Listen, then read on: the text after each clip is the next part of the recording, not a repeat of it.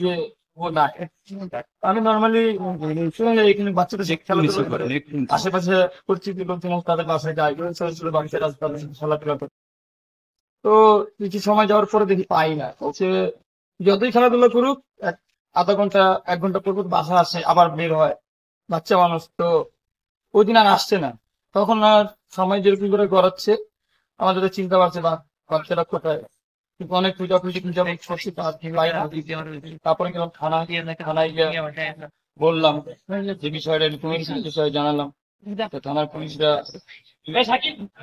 নিয়ে অনেক কিছু করলো কিন্তু ওরকম ফলাফল পাচ্ছিলাম না। তো থানাতে তদন্ত যে দায়িত্ব ছিলেন উনি কিন্তু অনেক পরিশ্রম করছেন। কিন্তু উনি বললেন ভাই আমি একা পারবো না, এটা আমাকে আমরা বললাম র্যাবকে দেন। র্যাবকে দিলেন, ওনার সাথে একসাথে অনেক হয়ে কাজ করা আমার মেয়ে করতে পারবো। অনেক কষ্ট পাইছি কিন্তু আমি করলো কেন করে আমাদের বুক খালি করে দিচ্ছিল ওনাদেরকে আমি ধন্যবাদ দিই।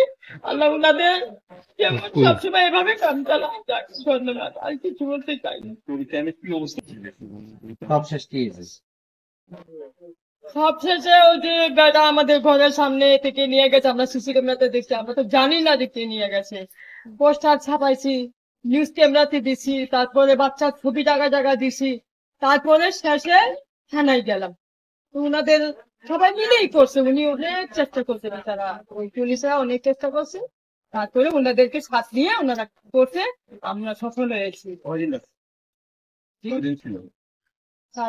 7 দিন পরে কালকে ছাড়বে।